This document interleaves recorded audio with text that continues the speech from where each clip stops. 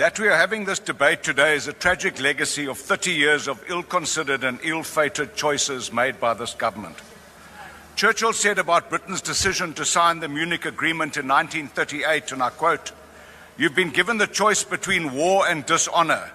You have chosen dishonor, now you will have war," close quote. The ANC have systematically chosen dishonor in their one-eyed international relations, and now we are going to suffer the consequences of these choices. Again, the fashionable acronym FAFO springs to mind. You've told Trump to leave us alone. One of your GNU ministers stood here and gave him the finger. Now we are alone. Naledi Pandor did everything conceivable to insult, infuriate and alienate the USA while she was the Minister of International Relations. Yet she was the first to encourage the government to send envoys as quickly as possible to try and salvage our relationship with the USA. Amazing. Nomvula Mokanyana infamously said, "When the rand falls, we'll pick it up." When are you going to pick up the rand? The president said, "I'd rather be seen as a weak president than split the ANC." Well done, you've achieved both. But look what your philosophy of putting the party first and the country second has bequeathed us.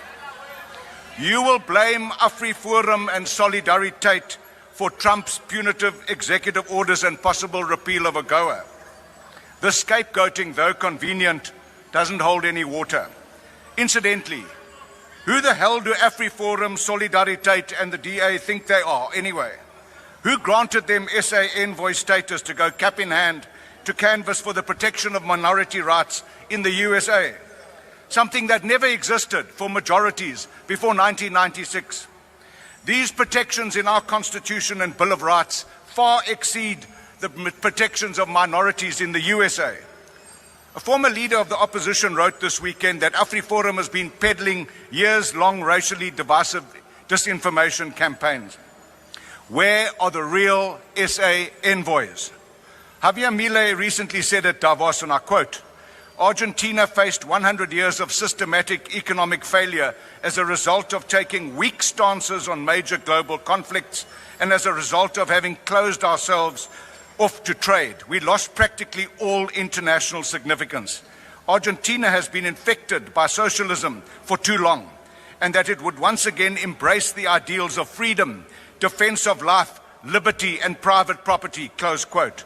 The world has embraced Argentina's commitment to these ideals and as an example of fiscal responsibility to their collective advantage. Yet, you have chosen the exact opposite and wonder why we are facing global isolation, distrust, and unprecedented poverty. Milei also said, and I quote, "The only thing that socialism produces is poverty," close quote. Yet we steadfastly adhere to this failed philosophy. We have become so dependent on foreign aid from wherever we can get it that the termination of U.S.A and PEPFAR will have deadly consequences. You couldn't balance your budget 2 weeks ago, and now you've got an additional 8.7 billion rand for HIV AIDS program shortfall. Have your newfound international friends and the US enemies Iran that you were posing with this week and our BRICS partners offered any assistance? No, I thought not. Because they've been beating a path to the Oval Office to ingratiate themselves with the New World Order Tsar. And they aren't interested in our self-inflicted wounds. They will only compound our economic travails and poverty. It's time to reevaluate our so-called non-aligned stance, pick a side in the New World Order, your time or face is now further expired. calamity. Thank you. The next speaker is the Honourable Malema.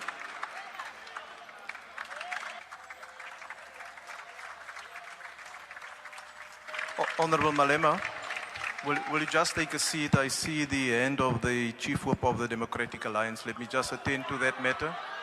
Now, order, honourable members. Let me hear the honourable member. Thank you very much, House Chair. House Chair, if I remember correctly, some years ago, a convention was established that a member cannot speak twice in a debate. I would just like your clarity. I would just like clarity on that matter from you. Thank you.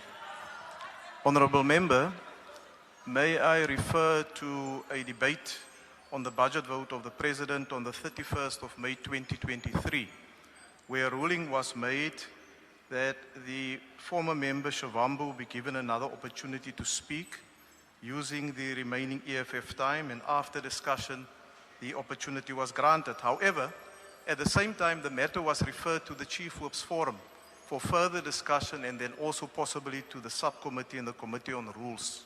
That matter has not been resolved. However, let me also add that in terms of Rule 9, Sub-Rule 1, conventions and practices relating to the business of the House and its committees and forums are established by agreement amongst political parties and parliamentary office bearers, and may be varied by agreement amongst them and reviewed from time to time as decided by the Rules Committee. This is thus a matter that the Chief Whip's Forum, Honorable Chief Whip of the largest party, should attend to, so that we then proceed in the 7th Parliament with a common understanding.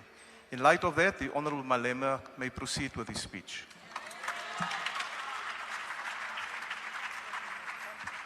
Thank you very much.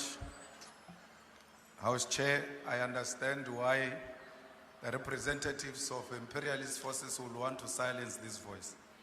And that's why they will stand up to raise unnecessary questions. House Chairperson, the first remark we wish to make is that there was a very little engagement politically. If anything, people want to blackmail us about aid and all sorts of things. But they know very well that there is no reason related to any wrongdoing by South Africa which has led to U.S.A. cutting its own aid.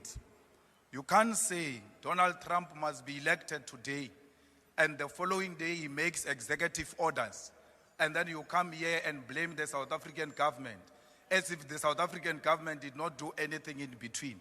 That was a predetermined outcome where he wanted to come into office and punish South Africa for its position on Palestine and many other issues. We must be very clear that we are not going to agree to any form of bullying by anyone. It's a lie that there is farm killings in South Africa. Actually, those who are married in farms and owning farms, they kill each other for money, for policy monies. The farmers themselves kill each other for greedy reasons. The farm workers kill the farmers because they rape them in exchange for money and do not pay them, like Eugene Terreblanche did when he raped a farm worker and did not want to pay.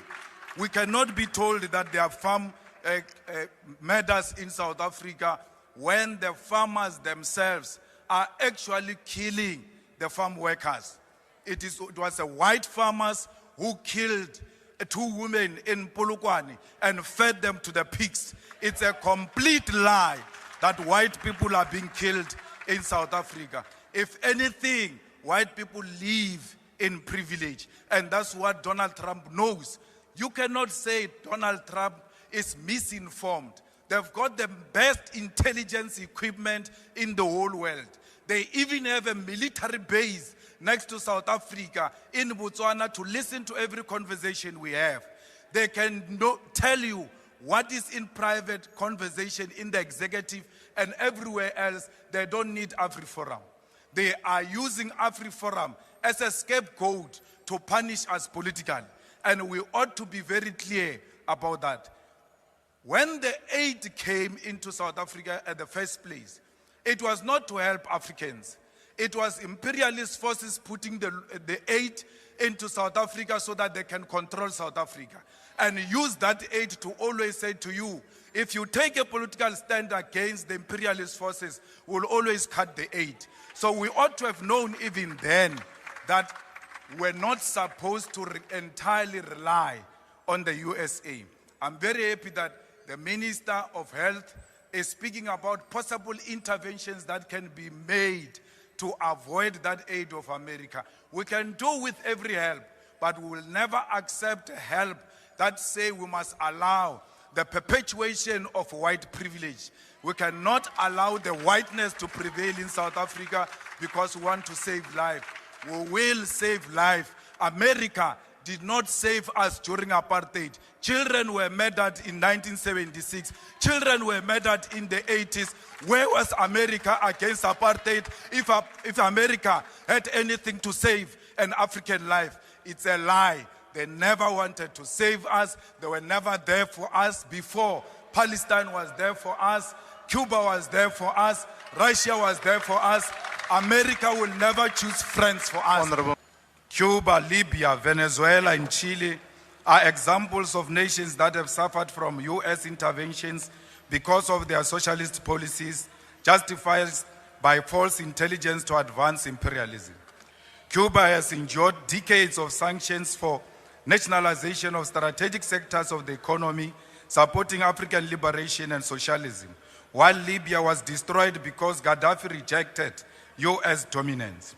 We raise these historical facts because history must guide us in everything we do.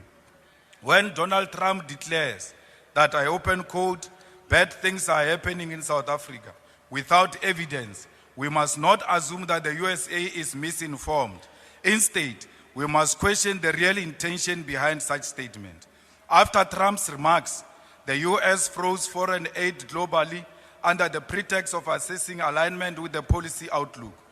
For South Africa, this meant PEPFAR funding of HIV/AIDS response was under threat. On 26 February 2025, the freeze became permanent, terminating funding indefinitely. The U.S. aggression towards South Africa is nothing more than Israel's revenge for our moral stance in support of Palestine. Meanwhile, some of us have been labeled international criminals, a designation used before the West assassinates those who opposed its agenda. Before invading the nations, the U.S. always fabricates human rights violation to justify intervention. Today, same tactics are being used against South Africa. The growing calls by right-wing groups for foreign funding to establish independent states and to be armed by foreign interest must be recognized as part of a broader plan. This is the early stage of economic isolation, leading ultimately to military intervention. Next, AGOA will be terminated, escalating tensions between U.S.A. and South Africa. Our government must dismiss opportunistic African and racist groups exploiting U.S. imperialism to fund their racist fantasies of an independent state. That will never happen. We will expropriate land without compensation, whether they like it or not. If they object, they can seek refuge in America. Deputy Speaker, Trump and the U.S.A. are not demonstrating strength. The U.S.A. is merely displaying an advanced stage of capitalism, which is imperialism. Trump engages in transactional and manipulative relationships with the world like it is his backyard. The hostility towards South Africa does not come from fraudulent boers spreading disinformation, but from America's imperialist agenda. The U.S.A., home of the world's most sophisticated intelligence agencies, agencies that fabricate evidence to justify their invasion of Afghanistan and Iraq, and orchestrated the assassination of Muammar Gaddafi, Patrice Lumumba, Martin Luther King Jr., and Malcolm X, cannot now claim to be victims of disinformation from a minor racist group based in Orania. The U.S.A. has openly embraced the golden age of imperialism, extending its power through threats and the prevention and termination of foreign aid. In response, our government foolishly seeks to explain our policies to a maniacal president, as if the U.S.A. were a victim of misinformation. The U.S.A. knows exactly what it's doing and why it is doing it. At a Goldman Sachs event of the 27th of February 2025, South Africa President Mr. Cyril Ramaphosa stated, I quote, Trump got the wrong end of the stick of the country's land policies. I completely reject this notion. The U.S.A., home of Elon Musk's platform, X platform, Jeff Bezos, Amazon, Facebook, Google, Tesla, Starlink, and Silicon Valley, the global hub of data collection, cannot claim to be misinformed. They are the greatest perpetrators of disinformation. The The USA is the greatest perpetrator of disinformation. It is now using its own falsehood as justification to attack South Africa. This government refused to acknowledge the real issues. We are being punished for supporting Palestine against apartheid Israel, nothing else. The USA does not believe there is a white genocide or land grabs in South Africa.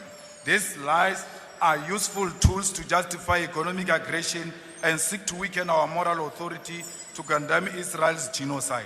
Foreign aid has always been a tool for Western imperialism and control. It must end with South Africa. We must expand our trade and strengthen relationship with China, India, Russia, Brazil, and Singapore, while emphasizing African unity. The USA is on a full mission to extort the world into submission, and as a result will become increasingly isolated. Our sovereignty, security, and economic prosperity on rejecting the American Golden Age, a project of imperialism. The world must move forward without the USA if true progress is to be achieved. We are not the puppets of the USA. We will never be bullied by Donald Trump and his friends. South Africa remains an independent state, which is not handled by the USA. The majority of South Africans love their whites. They worship them everywhere they go. Why will they kill them? They always seek white validation and affirmation of whiteness. It is a black talent. It is a black talent. It is not a black talent until white people say so. If it is a black skill or innovation, it is not until white say so.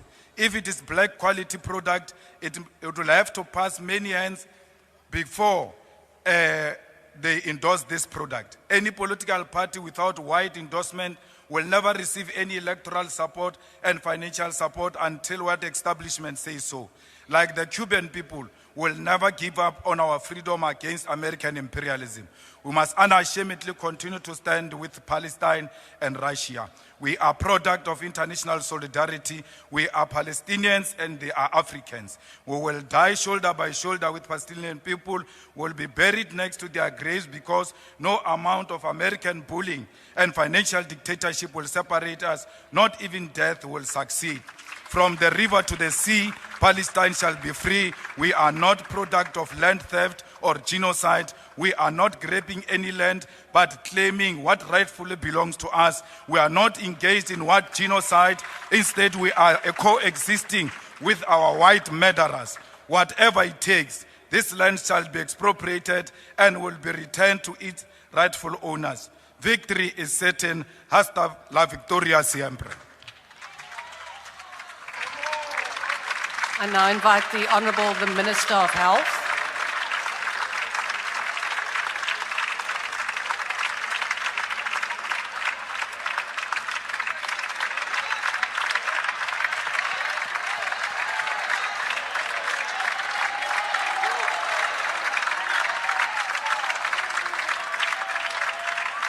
If you found this video informative, don't forget to give it a thumbs up, subscribe, and hit that notification bell so you never miss an update on the stories that shape our world. This is Adaka Africa, bringing you the geopolitics you need to know. See you in the next one.